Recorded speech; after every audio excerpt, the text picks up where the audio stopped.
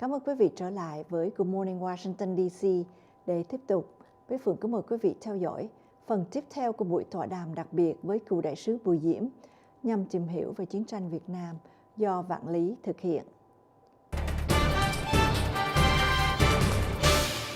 Vâng, thưa quý vị, xin để trở lại với chương trình. Thưa ông, thì ông cũng nói qua, cũng như các em đã đặt những cái câu hỏi, và khi có sự xuất hiện của Mỹ, của Hoa Kỳ tại Việt Nam, thưa ông, thì tiếp theo đó như thế nào để mà có những cái cuộc chiến mà đặc biệt người ta thường nói tới là vào những năm 1975, thưa ông? Tôi có đề cập tới trường hợp là người Mỹ dần dần nó đi vào Việt Nam. Mới đầu là có cái sự có mặt của cái ông Colonel Patty, rồi về sau là với cái sự có mặt của quân đội đồng minh đến Việt Nam để mà disarming cho Japanese bởi vì thua. Thế rồi thì là sau khi mà Nhật Bản thua rồi Pháp đi trở lại, rồi có cái conflict, cái chiến tranh giữa Pháp với Việt Minh ấy, thì người Mỹ cũng dần cũng để ý đến Việt Nam nhiều hơn, và vì vậy cho nên giúp người Pháp. Nhưng mà giúp thì cũng giúp nửa chừng thôi, halfway, bởi vì the Americans were still very idealistic. They didn't want that Vietnam to become again a colony of the French. Vì vậy cho nên họ tiếp nhận cái chuyện, cái sự có mặt của cái quân đội Pháp, nhưng mà bởi vì quân đội Pháp chống với lại cộng sản ở miền Bắc, nhưng mà không muốn cho cái người Pháp thắng để mà trở về thành ra là thực dân. Vì vậy cho nên mới có cái gọi là cái giải pháp, the Bảo Đại solution. They didn't want South Vietnam to become communist. They didn't want South Vietnam to become a colony again for the French. And that is the reason why they thought that at that time that the Bảo Đại was the beginning of another solution for South Vietnam. Thì đến cái thời kỳ mà gọi là Pháp bị thua trận ở Điện Biên Phủ, they were defeated at Điện Biên Phủ, and after that there was the Geneva Conference in 1954, and the decision of the international power to divide Vietnam into two parts, North Vietnam and South Vietnam, like South Korea, North Korea, like West Berlin and East Berlin. After this period, the American became more interested in Vietnam, and that was the reason why they helped the government of President Ngô Đình Diệm through sending around 20,000 advisors, and by helping South Vietnam by a program of economic aid by then. So it was in the beginning of the involvement of the American in Vietnam. I have described it as a kind of gradual.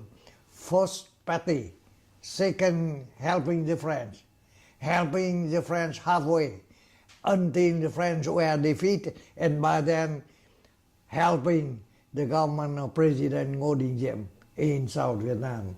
We stopped by then before the interruption. And now we begin another period of time. It means that after 54, after the help to President Ngô Đình Diệm, what happened?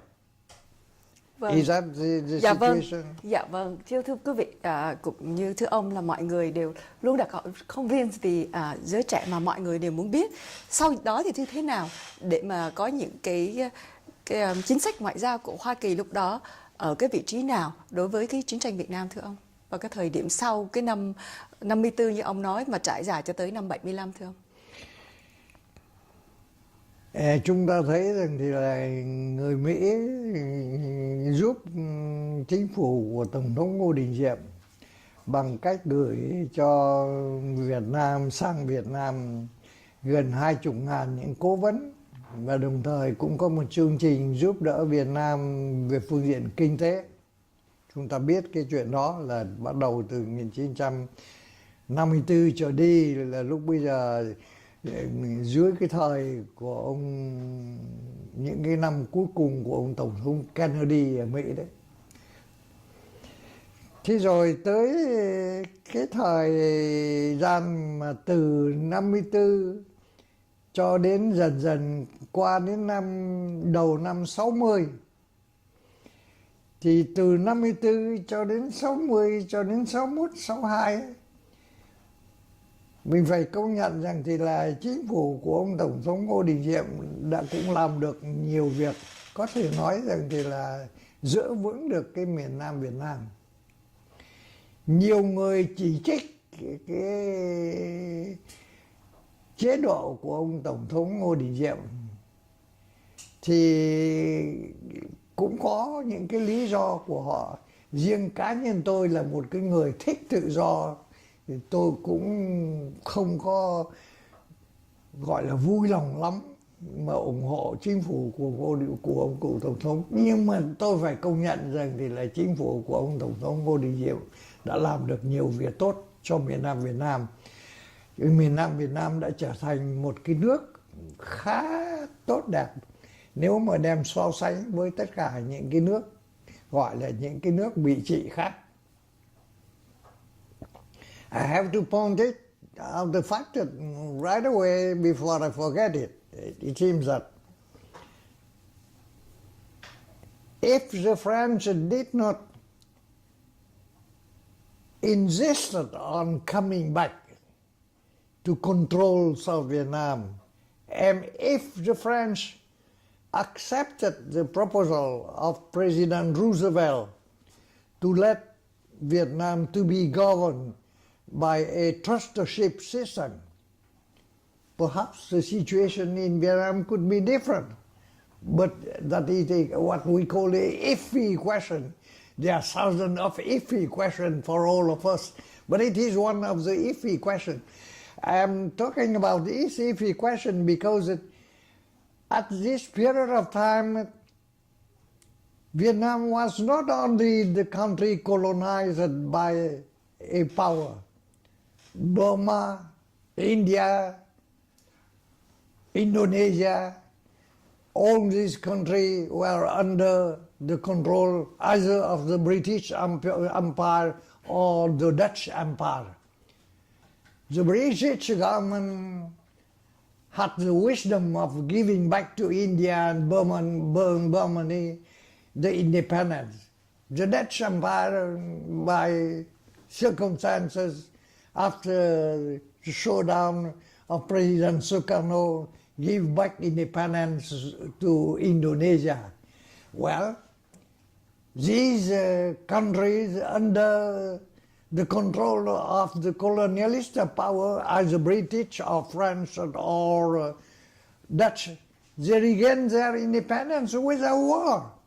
No war at all. Only Vietnam suffered the war. So that it is iffy question if the French did not insist on coming back as a colonial power. Perhaps the situation could be different. But who knows? That is a kind of iffy question that historians in the future will raise it, and nobody has the answer for that. But the only fact that we know is about the other countries, they regained their independence with a war, while Vietnam suffered a lot by trying to have independence through war. Kính thưa quý vị, chương trình Good Morning Washington D.C. đến đây xin tạm ngừng. Kính mời quý vị đón xem Good Morning Washington D.C. vào 9 giờ 30 sáng, giờ Hoa Thịnh Đốn từ thứ Hai đến thứ Sáu trên hệ thống đài truyền hình SBTN. Kính chúc quý vị có một ngày hạnh phúc bên người thân yêu và gia đình. Bích Phượng xin được kính chào và hẹn gặp lại quý vị trong chương trình phát hình kỳ tới.